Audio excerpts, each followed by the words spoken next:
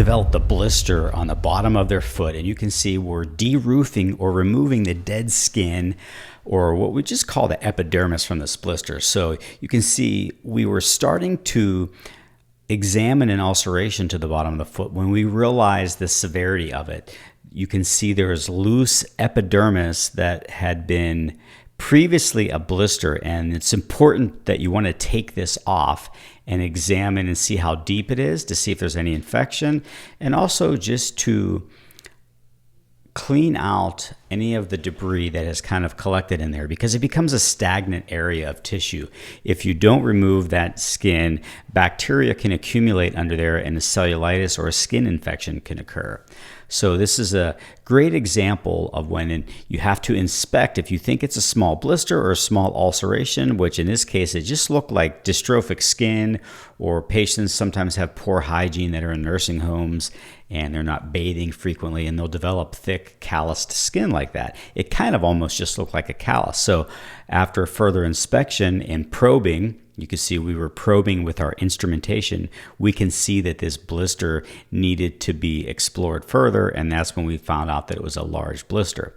So at that point in time, we used our forceps or our pickups and iris scissors or Littler scissors to dissect and peel away that hyperkeratotic tissue. And you can see this must have been going on for quite some time, several days to even weeks, because there's already epithelialization occurring. It's very stagnant. There's dried blood in there, and we're inspecting around even more, and you can see there's more tissue that needs to be removed. So now we're going more superior on the foot, and we're just intricately doing this with a 15 blade, trying to remove the skin and preserve the dermis that's underneath there. Or in this case, we're starting to see some epithelialization of whatever had been disrupted underneath it. So we're going through our layers.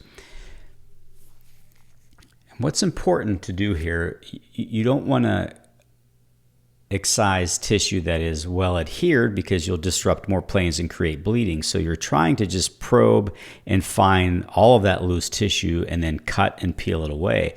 And you can see we're getting to a point where it becomes adhered, and then that's when you will usually stop. And then right there, you can see it's kind of adhered. We don't want to take any more of that. You'll get into some healthy tissue where it's bleeding. That's our ulceration there. And then look, we're probing even more into the center point of the arch, and you can see, look, it goes all the way under there. So now we're going to cut away the remaining portion of this calloused epidermis into the arch. And then after we do this, we're going to kind of scrub it and debride it away and clean out all that stagnant blood that's in there and any fibrotic tissue that we see. This patient obviously is insensate. We didn't have to anesthetize them. They are diabetic and have peripheral neuropathy, so they can't feel this. So while some of you out there watching this think, oh, this has to be painful, you can't really feel it because they have neuropathy and they don't have sensation to the skin.